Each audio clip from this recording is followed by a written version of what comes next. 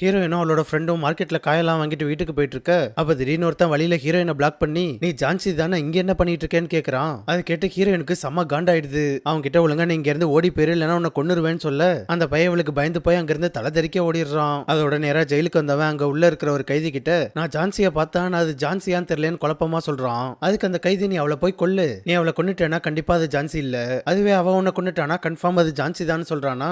அதனால அன்னைக்கு நைட்டே 2-3 பேரை அழைச்சிக்கிட்டு ஹீரோனோட வீட்டுக்கு போறான். அங்க பார்த்தா அவ எனி டைம் அலாட்டா இருக்கிறதால இவங்க வரதை பார்த்துட்டு நேருக்கு நேர் வந்து நின்னுறா. நீ ஜான்சி தானே, ஒழுங்கா உண்மையை சொல்லிடுன்னு கேட்க, நீ ஒரு தடவை சொன்னா கேட்க மாட்டியான்னு ஹீரோயின் அவங்க எல்லாரையும் போட்டு பொலன்னு பொழந்தெடுக்க ஆரம்பிச்சிடுறா. அதுலயே இது அவங்க தேடி வந்த ஜான்சி தான் புரிஞ்சிடுது. அதனால கூட வந்து அல்ல கைங்கெல்லாம் அடி தாங்க முடியாம ஓட, இந்த ஒருத்தன் மட்டும் ஹீரோயினை கொல்லாம விட மாட்டேன்னு வெப்பனோட ஓடி வரானா. பாவம் வேகமா ஓடி வந்தவன் கால் தடுக்கி கீழே விழுந்து மேல போய் சேர்ந்துடுறான். இங்க நடந்த எல்லாத்தையும் அவளோட ஃப்ரெண்டு பாத்துடுறா. அது மட்டும் இல்லாம அப்போன்னு பார்த்து வீட்டுல இருக்கிற பாட்டிமா வேற கொல்ல பக்கம் எழுந்து போக, உடனே 2 பேரும் சேர்ந்து பாடி அங்க இருந்து வேற பக்கம் இழுத்துட்டு போயிடுறாங்க. அதோட அப்படியே யாருக்கும் தெரியாம அந்த இடத்த கிளீன் பண்ணிட்டு பாடியை தூக்கிட்டு போய் பக்கத்துல டிஸ்போஸ் பண்ணிடுறாங்க.